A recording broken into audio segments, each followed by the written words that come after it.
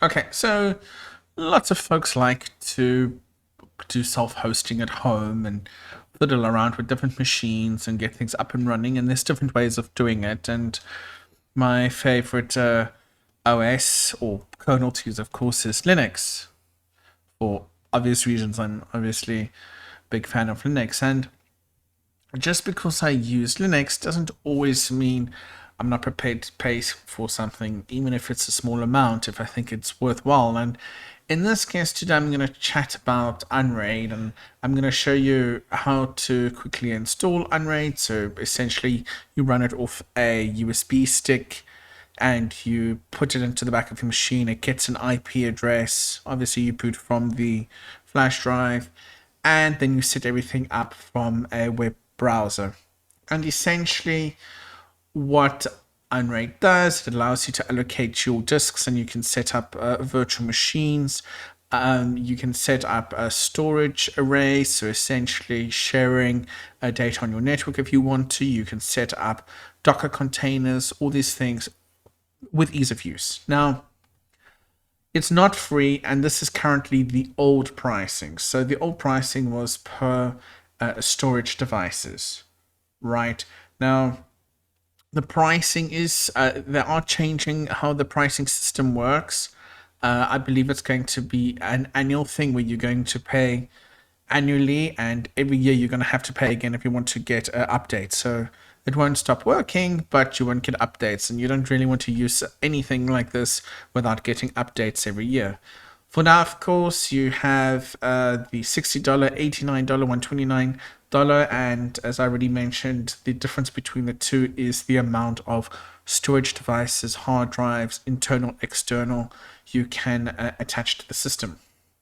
So essentially, what I've done is I've gotten a machine, I've installed Unraid to a flash drive, put the flash drive at the back of the machine, configure the machine to boot up from it, and I'm going to show you how to get started with it. So first I'm going to log in, and here we go.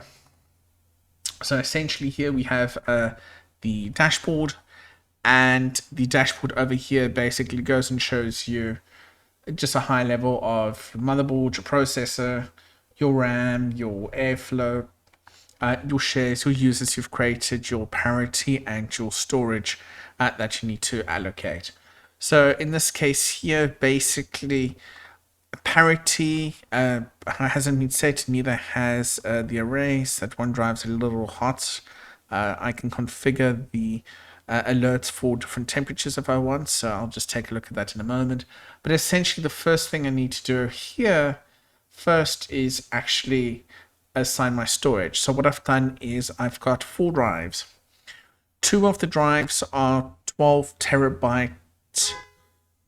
2 of the drives are 12 terabytes, and one of the drives is a 500 gig SSD drive, and the other drive is a 4 terabyte drive as well. So what I'm going to do here is parity is essentially drives that allows you to rebuild the system in case of a disk failure. So you have, in my case, what I'm going to do is I'm going to assign one of my 12 terabytes to be a parity drive. Disk 1 I'm going to have as my 12 terabytes. So essentially here, if a disk fails, essentially the system can go ahead and rebuild. Of course, if the parity drive fails, you don't have to worry too much. Pop another drive in and rebuild parity. If this drive fails, then of course it gets rebuilt from what's on the parity drives. So my second parity I'm going to do is my 4 terabyte disk, and my 512 gig I'll have first disk 2. So these drives here will be my parity and disk drive. So what I'll do is adding a pool or pool devices would essentially be just if we were adding a cache drive in case we want stuff to load from the cache first, so you get quicker performance. And here, of course, is my flash drive where Unraid basically lives. So the system will boot from Unraid, and then it will load itself into memory. Okay, so one of the things here important to know with this is in your parity drives you need to have one of the biggest drives for parity, and that's just basically so the system can rebuild. So what I plan to do at some point is I'll probably go and install another 12 terabyte drive in the machine just to replace a 4 terabyte, but for now um, my 12 terabyte is my parity drive, and the rest will be for data. So all I do here is just say start, and it will go ahead and bring the array online. Okay, if you get this thing here, which starts talking about unmountable disks present, you can just say yes, you want your format. Okay, right. If you do this, of course, you're going to lose all your data that's already on the drives. I'd like to hope that goes without saying. Just bear in mind as well, until that parity drive has been fully completed, you are at risk of losing data should one of these drives fail.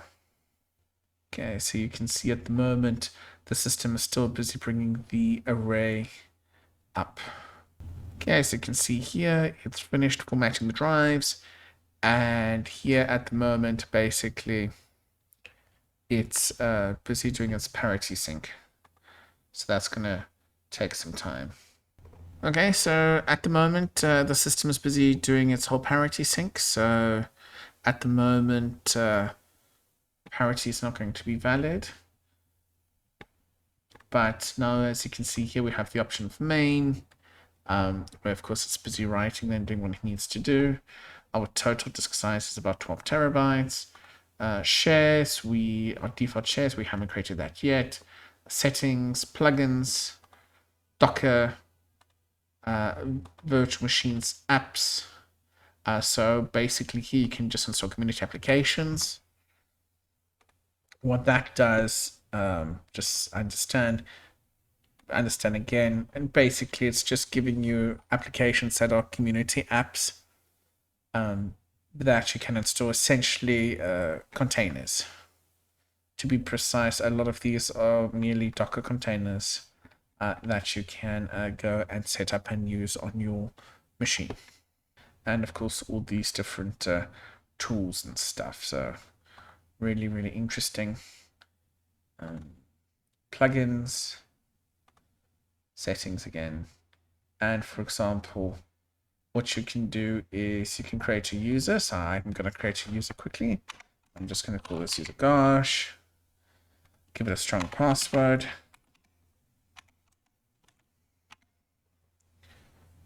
Okay.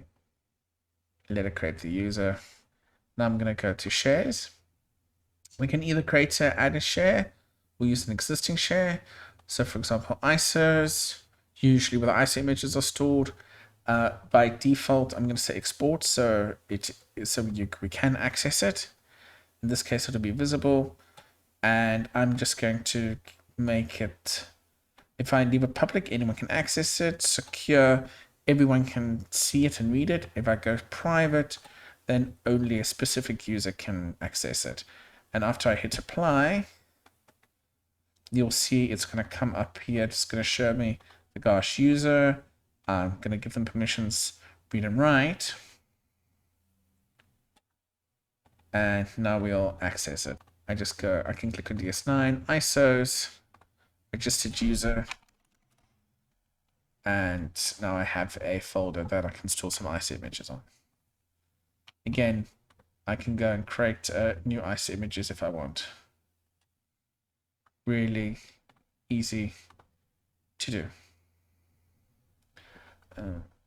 If I, for example, want to install a virtual machine, you can go here, create add VM. We will do that in another video. Here, for example, let's say we want to add something from Docker. Right, so we want a quick image on something. So let's say, for example, we want redlib, alternative front-end to Reddit. We can go install. We can either bridge the connection or do a custom connection, so then it basically can get it an IP. Well, of course, if we bridge it, then it will just use a different port. So for example, in this case, I'm just going to give this port 9000, so there's a conflict. I'm going to say apply and say done. And now if I go to Docker, okay, my parity disk is warm. I haven't changed that setting yet. If I click here, not much will happen. So I go back, and you see here it's actually going to show me the port. So if I all installed and working. Right. If I want to update it, I can force update it, and the system will download the latest update. Important here, if you go to system devices, it'll give you a whole high-level summary of your machine's devices and what's going on.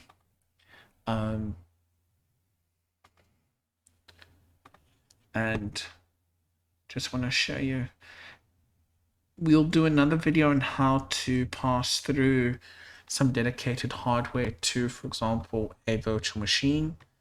But essentially what we'll do is we'll go to this section here and reserve stuff in particular. So here I have a NVIDIA graphics card in the actual machine.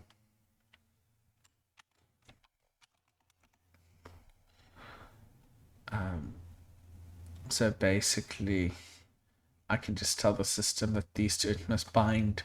So basically what that means is that the physical, this OS, or what it will do is when I assign it to a virtual machine, there won't be any conflicts. So basically, this is the first step of passing something directly through to the virtual machine, but we'll get to that. When it tells you a reboot is required to apply changes, okay, then basically you're going to have to go back to the screen and you're going to have to go to reboot the system.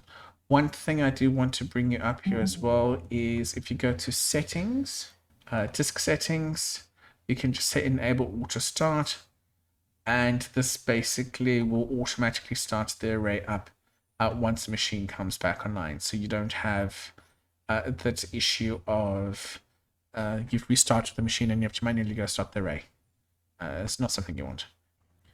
Okay, so that is really the first high-level basics that we've got of setting up or installing an Unraid system. So you need to quickly create a user, edit to share, enable plugins, and in a different video I'll show you how to set up a virtual machine and connect to it. Leave your comments below, let me know what you think. As always, thanks for watching and bye for now.